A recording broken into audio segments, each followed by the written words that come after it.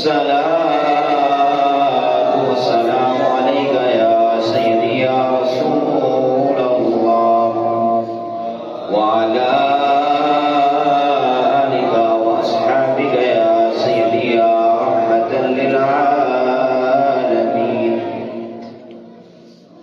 اللہ رب العزت کی حمد و ثنا اور حضور سرور انبیاء صلی اللہ علیہ وسلم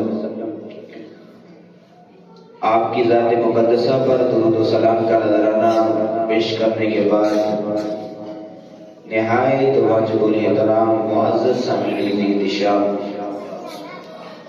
اللہ رب العزت کا لاکھ لاکھ شکر ہے کہ جس رب تعالی نے آج پھر ہم سب کو نماز جمعہ ادا کرنے کی توفیق بخشی. دعا ہے خالق لم یزل ہماری اس حاضری کو اپنی بارگاہ کے اندر قبول و منظور فرمائے، میری زبان پر کلمات حق جاری فرمائے، مجھ سمیت آپ سب کو اس پر عمل کرنے دوسروں تک پہنچانے کی توفیق عطا فرمائے. معزز سامعین، رجب المرجب کا پہلا جمعہ المبارک اور سال 2025 کا بھی پہلا جمعہ المبارک قمری سال ہو یا شمسی سال ہو، دونوں سالوں کے اندر ہم ان کو ماننے والے ہیں. بعض جو ہے سوشل میڈیا پر غلط پروپیگنڈا ہوتا ہے جی اس کا فلاں کے ساتھ تعلق نہیں، اسلام کے ساتھ تعلق نہیں. لیکن شمسی سال ہو قمری سال ہو، دونوں سال اس کی اہمیت کو ہمیں سمجھنا چاہیے کہ ان سالوں میں ہمیں کرنا کیا چاہیے، ابتدا کیسے کرنی چاہیے. اپنے آپ کا سب سے پہلے ہمیں محاسبہ کرنا چاہیے کہ ہم نے 2024 اور اس سے پہلے جتنی بھی ہماری زندگی گزری ہے اپنے اعمال پر غور و فکر کرنی چاہیے کہ کیسے ہم نے اپنے اعمال کو گزارا ہے، اور جو ہمیں اپنے آپ میں کمی نظر آئے، اپنے آپ میں اگر اسلام سے دوری نظر آئے، اپنے آپ میں اگر وہ جو اللہ کی رسی ہے جس کو مضبوطی سے پکڑنے کا حکم دیا گیا ہے اس کو ہم چھوڑ کر بیٹھے ہوئے ہیں، حضور صلی اللہ علیہ وسلم کی تعلیمات سے ہم دور ہیں، اپنے نفس کا جب محاسبہ کیا تو پتہ چلا کہ ہم اپنے والدین کے ساتھ حسن سلوک نہیں کرتے. جب اپنے نفس کا محاسبہ کیا تو ہمیں پتہ چلا کہ ہم اپنے بھائیوں کو برا بھلا کہتے ہیں، ہمسایوں کو برا بھلا کہتے ہیں.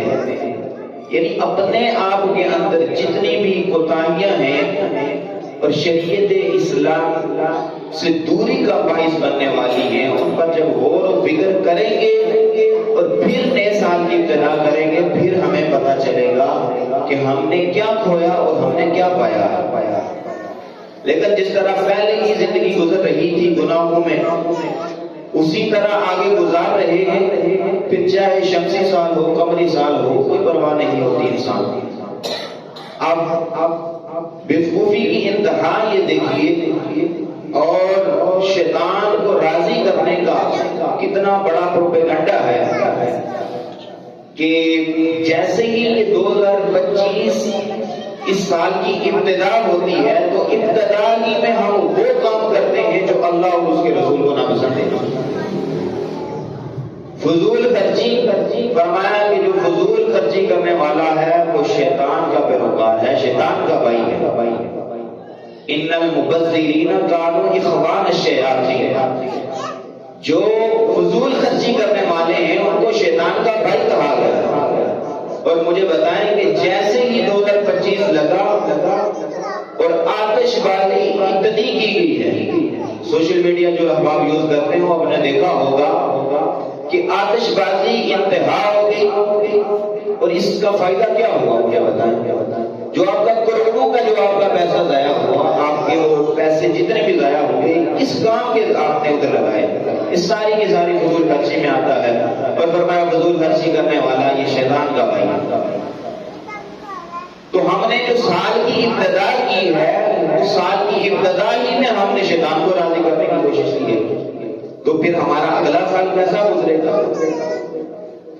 اللہ اکبر۔ اس لیے ہمیں سوچنا چاہیے کہ ہم نے 2024 سے پہلے جتنی بھی زندگی گزری ہے وہ کیسے گزاری ہے، اور پھر یہ آنے والے جو ایام ہیں اور یہ جو صحت اور فراغت جو دو بڑی نعمتیں جن کو کہا گیا ہے، ہم وہ کس طرح گزار رہے ہیں۔ حدیث مبارکہ آپ کے سامنے پیش کر دیتا ہوں، حضور صلی اللہ علیہ وسلم کا فرمان ذیشان سنیے۔ پیارے حبیب صلی اللہ علیہ وسلم نے ارشاد فرمایا، نعمتان مغبوب فیہا کثیر من الناس، فرمایا دو نعمتیں ایسی ہیں کہ ان کو انسان ضائع کر دیتا ہے، جن میں انسان نقصان اٹھانے والا ہوتا ہے۔ مغبوب کے لفظ استعمال کیے گئے، فرمایا ایک صحت ہے، صحت، اور دوسرا فرمایا الفراغ اور فراغت، یعنی ایک اللہ رب العزت نے اسے صحت عطا کی ہوئی ہے، دوسرا وہ انسان فراغت میں ہے، کوئی اسے کسی قسم کی پریشانی نہیں ہے، اس کا وقت ایزی ہے، بالکل فری ہے۔ تو فرمایا یہ دو چیزیں جب اسے ملی ہوئی ہیں تو فرمایا انسان ان دو چیزوں کو ہی ضائع کرنے والا ہے۔ اب مغبوب کا لفظ استعمال کیا گیا، یہ وہاں پر استعمال کیا جاتا ہے کہ جیسے آپ کسی شخص سے کوئی چیز خرید رہے ہیں، وہ چیز ہو 500 روپے کی اور وہ آپ کو دے دے 1000 کی 1500 کی، تو آپ نقصان اٹھانے والے میں سے ہو جائیں گے۔ یعنی چیز وہ کم قیمت والی تھی لیکن آپ نے اس کو زیادہ اپنے آپ کو نقصان پہنچا دیا۔ اسی طرح ایک چیز تھی وہ زیادہ قیمت والی تھی، 10,000 کی تھی، لیکن جب آپ اسے بیچنے لگے تو آپ نے اس کو 8,000 میں 7,000 میں بیچنا پڑ گیا، تو آپ نے اپنے آپ کو نقصان میں ڈال دیا۔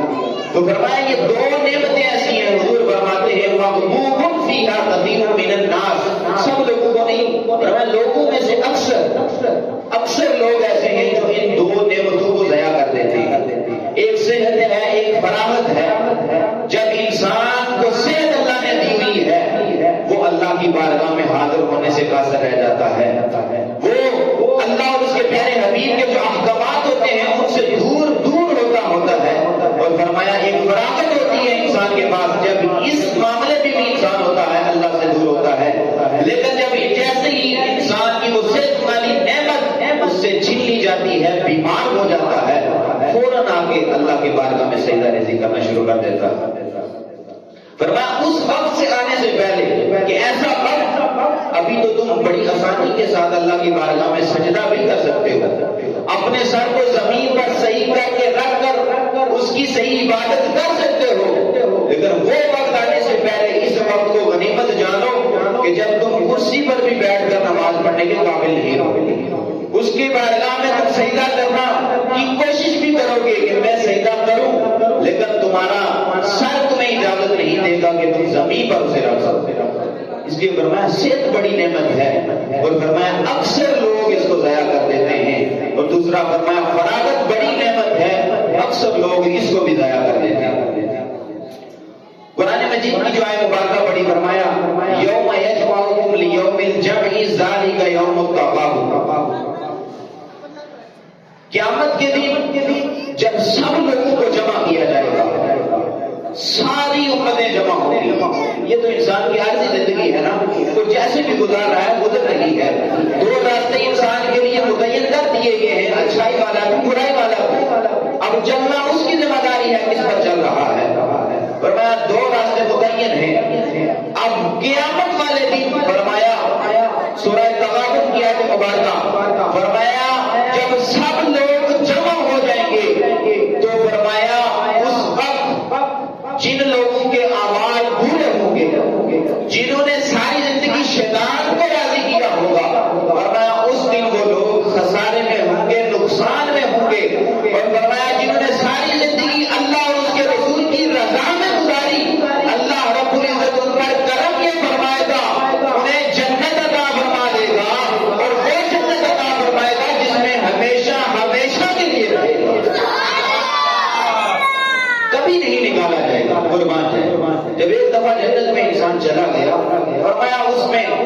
کبھی اس کو وہاں سے نہیں نکالا جائے گا. اور فرمایا وذالک الفوز العظیم. اور فرمایا آج کا انسان کیا سمجھتا ہے کامیابی؟ کیا اس نے اس دنیا میں رہ کر کوئی 4-5 مکان بنا لیے، کوئی بہت بڑی پراپرٹی بنا لی، یہ کامیابی ہے؟ نہ. حقیقی کامیابی قرآن فرماتا ہے کہ کل جب ساری امتیں جمع ہوں گی، سارے لوگ جمع ہوں گے، تو پھر جب فیصلہ سنا دیا جائے گا، جب تمام لوگوں کا فیصلہ ہو جائے گا، تو جو جنت والے جب جنت میں چلے جائیں گے اور جہنم والے ان کو جہنم میں ڈال دیا جائے گا، تو حقیقی کامیابی ان لوگوں کو حاصل ہوگی جنہیں اللہ رب العزت جنت میں داخل کروانا ہے. اس لیے ہمیں اس سال کی ابتدا کیسی کرنی ہے؟ ایسے اعمال بجا لانے ہیں جس میں اللہ اور اس کے رسول کی رضا شامل ہو جائے. اس زندگی کے جینے کا مقصد بھی حاصل ہو جائے گا. اور یہ جو اللہ نے ہمیں ایک دفعہ زندگی دی ہے نا، بروز محشر جب انسان کے اعمال کا حساب ہوگا، جو بندہ جس کو فیصلہ ہو گیا کہ یہ جہنم میں جائے گا، وہ ایک دفعہ اللہ سے مہلت مانگے گا، مولا ایک موقع دے دے. ایک موقع وہ کس لیے مانگے گا کہ مولا ایک موقع مجھے دے دے، میں دوبارہ دنیا میں جانا چاہتا ہوں، میں تیری عبادت کرنا چاہتا ہوں. کل بروز محشر کسی کو کوئی حسرت بھی نہیں ہوگی، کوئی تمنا بھی نہیں ہوگی، لیکن تمنا لوگوں کو کیا ہوگی؟ ایک چیز کی، وہ کہیں گے کاش دنیا میں رہتے ہوئے جو وقت میں نے اللہ اور اس کے رسول کی یاد سے اور اللہ اور اس کے رسول صلی اللہ علیہ وسلم کی تعلیمات سے دور رہ کر گزارا ہے، کاش ایک موقع مل جائے، دنیا میں دوبارہ جانا چاہتا ہوں، ساری زندگی اللہ اور اس کے رسول کی عبادت کرنا چاہتا ہوں، اللہ اور اس کے رسول کے جو بتائے ہوئے احکامات ہیں ان پر عمل پیرا ہو کر زندگی گزارنا چاہتا ہوں، صرف ایک موقع مل جائے. لیکن آج یہ موقع ملا ہوا ہے، اس کو غنیمت جان لیں. سارا وقت، جتنا وقت جو کوشش کریں اللہ اور اس کے رسول صلی اللہ علیہ وسلم کی جو بتائی ہوئی تعلیمات ہیں ان پر عمل پیرا ہو کر زندگی گزاریں، بجائے اس کے کہ بروز محشر آپ کو حسرت کرنا پڑے کہ مولا ایک موقع دے دے. لیکن پھر ایک دفعہ جب انسان کو زندگی مل گیا، دوبارہ وہ چاہے جتنی مرضی محنتیں کرتا رہے، اسے دوبارہ موقع نہیں ملے گا، دوبارہ وہ کبھی دنیا میں نہیں آئے گا. اس لیے اس وقت کو غنیمت جان لے. اس کے بعد حدیث کے اندر آتا ہے کہ 2 کلمے ایسے ہیں، تسبیح و تمہید جو ہے اس کی فضیلت سن لیجیے کہ انسان کو جتنا یہ وقت ملا ہے وہ کیسے گزارے. فرمایا کلمتان خفیفتان علی اللسان ثقیلتان علی المیزان. فرمایا 2 کلمے ایسے ہیں وہ زبان پر بڑے ہلکے ہوتے ہیں، یعنی جب انسان ان کو پڑھتا ہے اسے کوئی مشکل پیش نہیں آتی، بڑی آسانی کے ساتھ وہ کہہ دیتا ہے. فرمایا ثقیلتان علی المیزان، زبان پر تو وہ بہت ہلکے ہیں، انسان جب ان کو کہتا ہے اسے کوئی مشکل پیش نہیں آتی، بڑی آسانی کے ساتھ ہر بندہ ان کو تلاوت کر سکتا ہے. فرمایا لیکن اعمال کے بجائے فرمایا جو اس پر اس کو اجر و ثواب ملتا ہے، کل جب بروز محشر اس کے میزان میں ڈالا جائے گا، اس کا میزان بھاری ہو جائے گا، اس کے میزان میں بڑا یہ کام کرنے والے ہیں. فرمایا وہ 2 کلمے کون سے ہیں؟ فرمایا کلمتانی حبیبتانی. فرمایا وہ 2 کلمے رب رحمان کو بڑے حبیب ہیں. حبیبتانی علی اللسان ثقیلتانی علی المیزان، زبان پر بڑے ہلکے ہیں اور میزان پر بڑے بھاری ہیں. فرمایا وہ 2 کلمے ہیں سبحان اللہ و بحمدہ سبحان اللہ العظیم. سبحان اللہ و بحمدہ، یہ انسان اپنی زندگی کا وظیفہ بنا لے. سبحان اللہ و بحمدہ سبحان اللہ العظیم، یہ 2 کلمے صحیح حدیث کے اندر ان کی فضیلت بیان کی. فرمایا زبان پر کتنے ہلکے ہیں، کتنا وقت لگتا ہے. سبحان اللہ و بحمدہ سبحان اللہ العظیم 2 سے 3 سیکنڈ لگتے ہیں. فرمایا ہیں بڑے ہلکے، لیکن ان کو ہلکا نہیں جاننا، کل بروز محشر بڑا کام آنے والے ہیں. اور پھر کیا ہی شاعر نے بھی کیا خوب کہا کہ آج اگر تم یہاں پر بڑے چھوٹے اعمال ہیں، ان کو کر لو گے اور قیامت والے دن تمہارے لیے بڑی آسانی ہو جائے گی، پھر تمہیں مہلت بھی نہیں مانگنی ہوگی، بلکہ تمہیں رب جب فیصلہ فرمائے گا ڈائریکٹ جنت کا فیصلہ فرما دے گا. اور فرمایا اسی لیے کہ آج لے ان کی پناہ،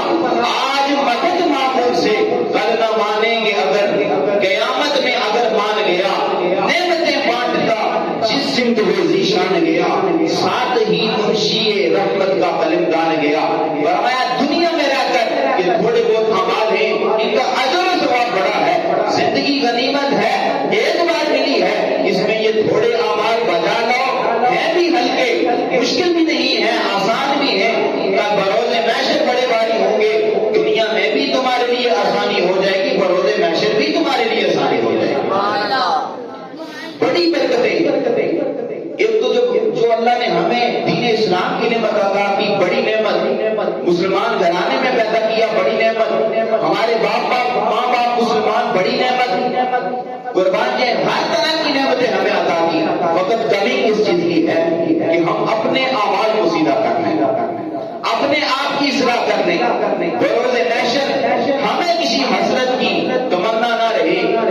وہاں پر انسان یہ سوچے کہ میں دنیا میں زیادتیاں بھی کرتا رہوں، لوگوں کے حقوق پامال بھی کرتا رہوں اور ہمارا چھٹکارا ہو جائے گا. بلکہ اس سے پوچھا جائے گا، کوئی بھی بندے کے قدم اس وقت تک وہاں سے نہیں ملیں گے جب تک وہ جواب نہ دے دے کہ تمہیں یہ علم دیا تھا، یہ کہاں تم نے استعمال کیا؟ مال و دولت تمہیں دی تھی، تم نے کہاں استعمال کی؟ زندگی تمہیں دی تھی، تم نے اس کے کہاں گزارا ہے؟ کون سے اعمال بچا لائے ہو؟ جب یہ تمام چیزیں سوال ہو جائیں گے، جواب دے دے گا، اعمال اس کے مطابق ہوں گے، کامیابی ہو جائے گی. پھر اس کے بعد وہ جہاں چاہے گا اللہ رب العزت سے داخل کروا دے گا. اب نفس کے محاسبے سے ہمارا کیا مطلب ہے؟ 2025 کو بتا رہا ہوں کہ کیسے گزارے، ایسے کون سے اعمال بجا لانے چاہیے کہ کم وقت بھی لگے اور ہمارے لیے جنت کا سما بھی پیدا ہو جائے. سب سے پہلے کوشش کریں اپنے نفس کا محاسبہ کریں. اپنے نفس کا محاسبہ. دوسروں پر انسان بڑی تنقید کر دیتا ہے، دوسروں کو انسان گالی بھی نکال دیتا ہے، دوسروں کو انسان برا بلا بھی کہہ دیتا ہے، دوسروں کو انسان غیبت کرنے والا بھی کہہ دیتا ہے، دوسروں کو انسان سود خور بھی کہہ دیتا ہے، دوسروں کو انسان چور بھی کہہ دیتا ہے.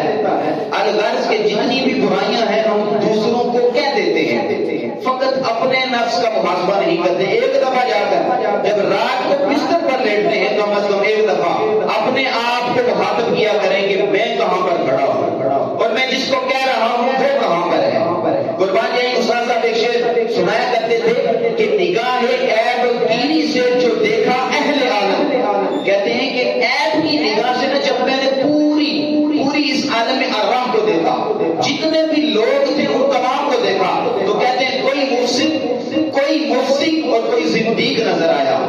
کہتے ہیں جب عیب کی نگاہ سے اس تمام دنیا کی طرف دیکھا نا، کوئی مجھے فاسد نظر آیا، کوئی فاسق نظر آیا، کوئی مجھے زندیق نظر آیا. اللہ اکبر. لیکن کیا کہتے ہیں، مگر جب اکتساب نفس کی طرف جناب ہوا مائل.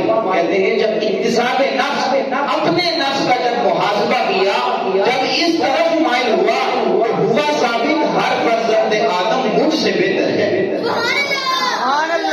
کہتے ہیں جب اپنے نفس کا محاسبہ کیا تو ہم پر کیا ظاہر ہوا کہ ہر فرزند آدم کی جتنی بھی اولاد ہے وہ مجھ سے تو کم از کم بہتر ہے.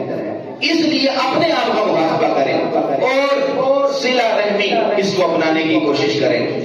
انسان جو صلہ رحمی کرتا ہے وہ اللہ رب العزت کے بڑا قریب ہوتا ہے.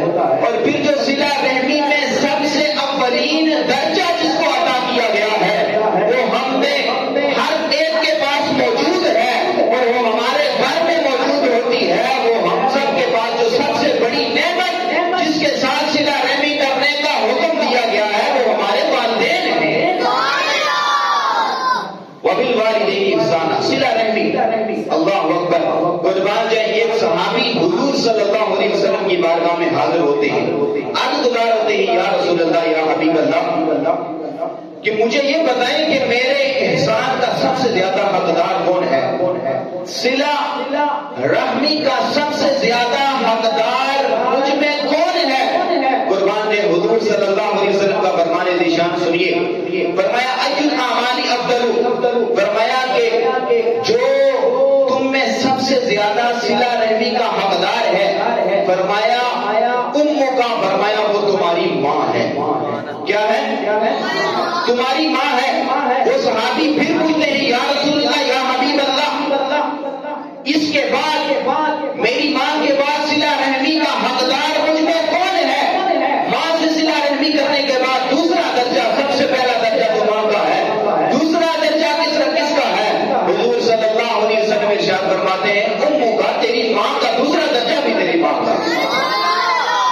صحابی رسول پھر عرض گزار ہوتے ہیں، یا رسول اللہ، یا حبیب اللہ، اس کے بعد میری صلہ رحمی کا سب سے زیادہ حقدار کون ہے؟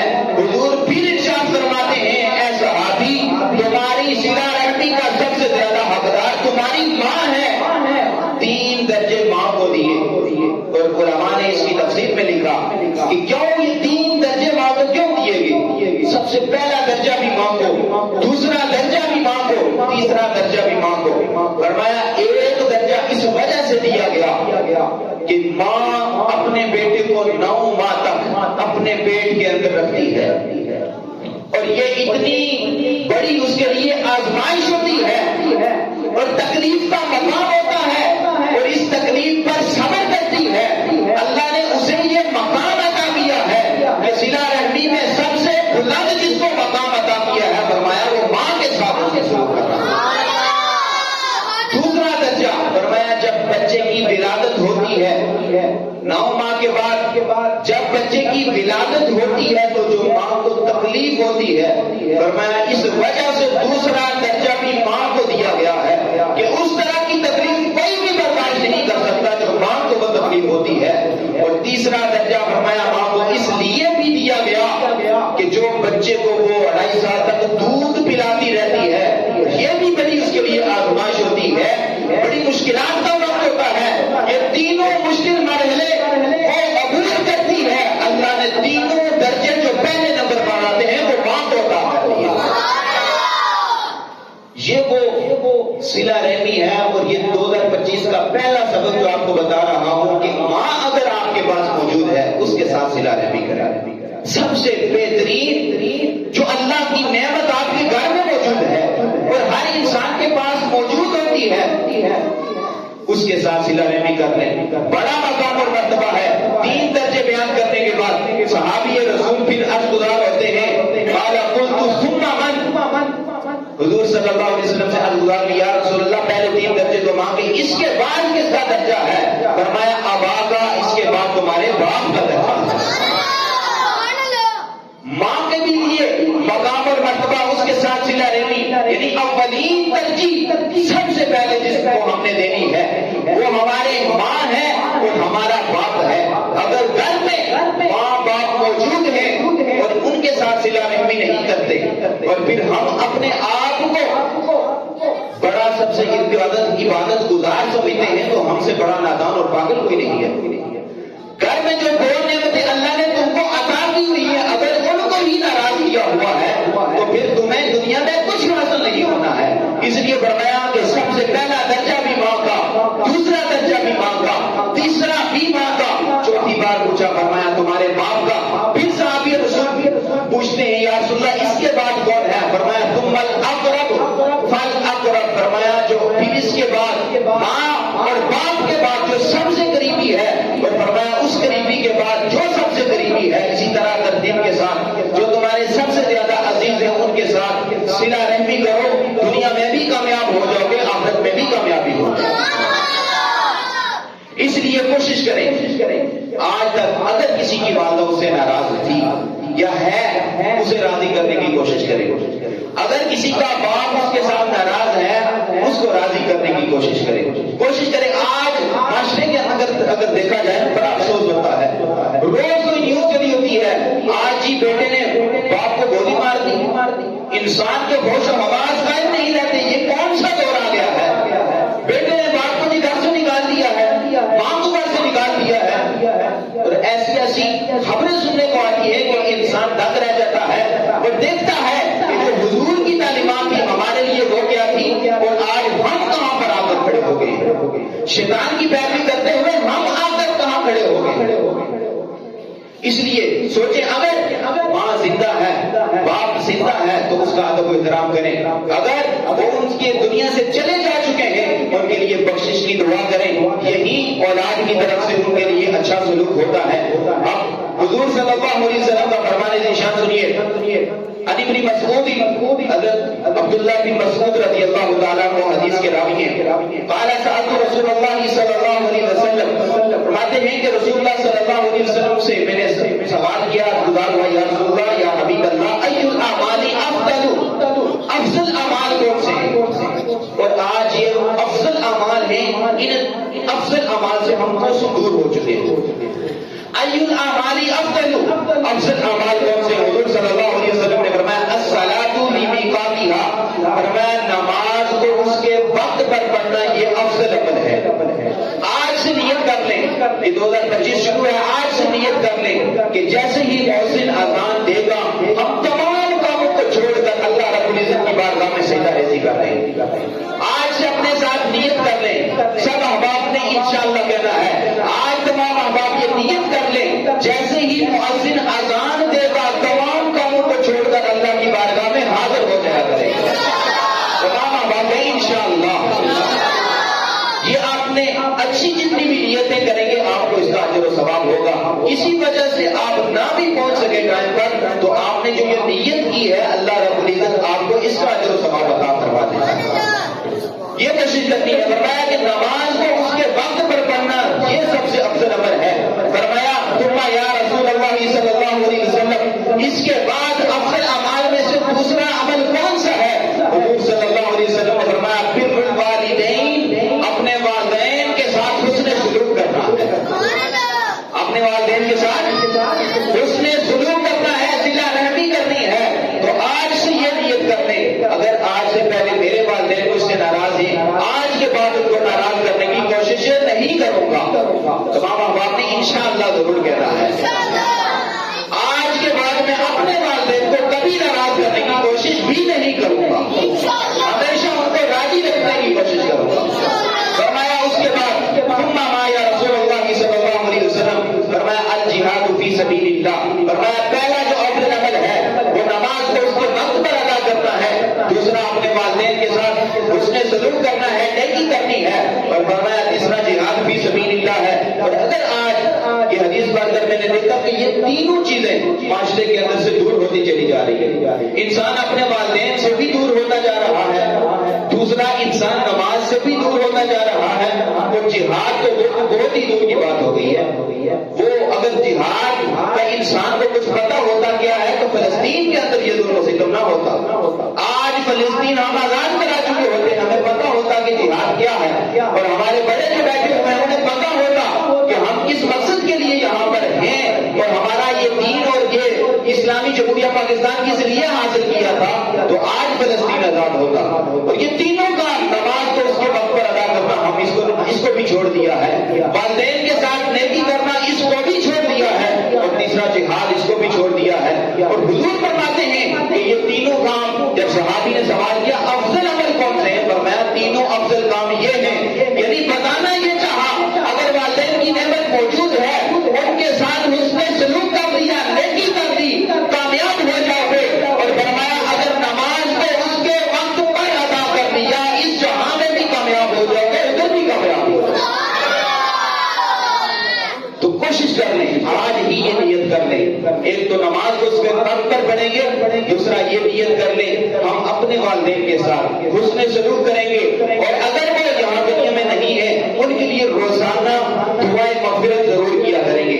اگر انسان نے یہ نیت کر لی اس نیت کا بھی اجر ملے گا، اور جب وہ یہ عمل کر لے گا اس کے لیے دگنا اور جتنا اللہ چاہے گا اسے ثواب عطا فرما دے گا۔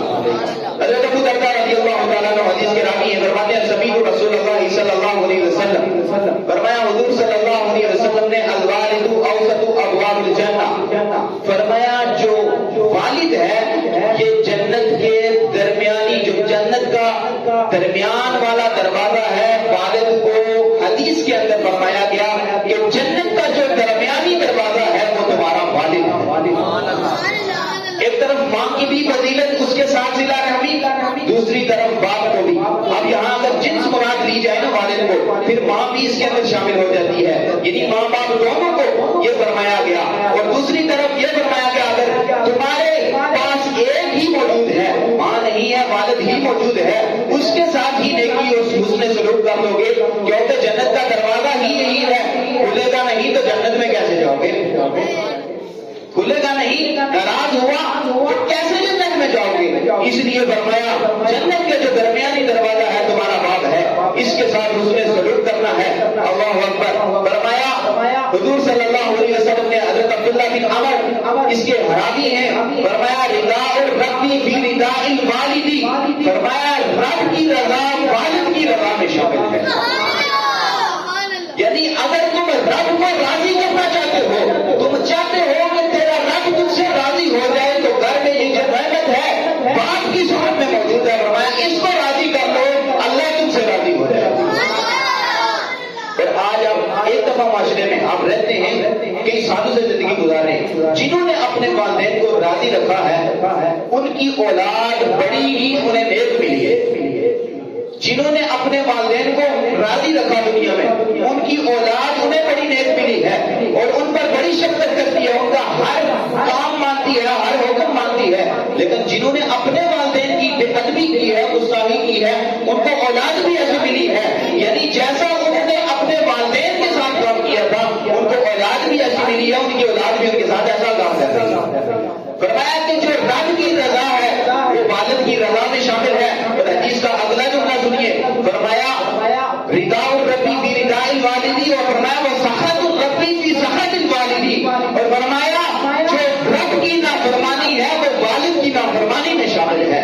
یعنی اگر تم نے والد کو ناراض کیا تو تمہارا رب تجھ سے ناراض ہے، اگر تم نے اپنے والد کو راضی کر لیا تمہارا رب تجھ سے راضی ہو جائے۔ یہ آج سے نیت کر رہے ہیں کہ ہم نے آئندہ زندگی میں کوشش یہ کرنی ہے کہ ان کو اپنی نعمت کو، یہ جو دو بڑی نعمتیں ہمارے پاس موجود ہیں اور سب سے اولین ترجیح ان کو دی گئی ہے، باقی اور بھی ہیں انشاءاللہ ان کا تذکرہ بھی کریں گے، لیکن اولین ان کو درجہ دیا گیا ہے۔ تو اولین اگر یہ نعمتیں ہیں، اگر ان کو ہی راضی کر لیا ہمارا بیڑا پار ہو جائے گا۔ اب حضور صلی اللہ علیہ وسلم کا فرمان نشان سنیے، حضور صلی اللہ علیہ وسلم فرماتے ہیں قال رسول اللہ صلی اللہ علیہ وسلم الا احدثکم باکبر الکبائر، حضور صلی اللہ علیہ وسلم نے فرمایا کہ جو سب سے کبیرہ گناہ ہے، کبیرہ گناہ ہے، صحابی رسول موجود ہیں، حضور نے خطبہ دیا، فرمایا کیا میں تم کو جو کبیرہ گناہ ہے وہ تمہیں بیان نہ کر دوں؟ صحابی رسول موجود ہے، فرمایا بیان کرنے یا رسول اللہ، ضرور ہم ان کو سننا چاہتے ہیں۔ فرمایا لشرک اللہ، فرمایا اللہ رب العزت کے ساتھ شرک کرنا یہ سب سے بڑا گناہ ہے، کبیرہ گناہ ہے۔ دوسرا فرمایا حقوق الوالدین، دوسرا گناہ جو کبیرہ گناہ میں جسے شامل کیا گیا، فرمایا والدین کی نافرمانی کرنا، اپنے والد کو والدہ کو ناراض کرنا، فرمایا یہ کبیرہ گناہوں میں شامل ہے۔ اللہ اکبر۔ اب ہمیں غور کرنا چاہیے کیا ہم ان کبیرہ گناہوں میں شامل تو نہیں ہیں؟ ہم اسے بڑا ہلکا جان لیتے ہیں، والد ناراض ہے پرواہ نہیں ہوتی، والدہ ناراض ہے پرواہ نہیں ہوتی، تو ان کو کبیرہ گناہوں میں شامل کیا گیا ہے کہ اگر کسی کے والدین اس سے ناراض ہیں تو یہ کوئی ہلکا گناہ نہیں ہے بلکہ وہ کبیرہ گناہ کر رہا ہے۔ اسے چاہیے یہ کہ اپنے والدین کو راضی کر دے، اس جب وہ اپنے والدین کو راضی کر دے گا خدا کی حاض رحمت میں آ جائے گا، اور جب انسان اللہ کی حاض رحمت میں آ جاتا ہے دنیا کے غموں کی اسے پرواہ نہیں ہوتی ہے، پریشانیوں کی اسے پرواہ نہیں ہوتی ہے، مال دولت کی اسے پرواہ نہیں ہوتی ہے، کیونکہ والد کی رضا میں رب کی رضا شامل ہوتی ہے۔ اس نے والد کو راضی کر کے رب کو راضی کر دیا ہے، جب رب کو راضی کر دیا ہے تو رب بھی پھر اپنے بندے کو ناراض نہیں کرے گا، ہمیشہ راضی رکھے گا۔ اس لیے کوشش کریں کہ اس سال کی ابتدا جو ہے ہم صلہ رحمی سے کریں اور اپنے گھر سے اس کی ابتدا کریں اور اچھے اخلاق کے ساتھ سب سے پیش ہیں۔ اللہ ہمیں عمل کی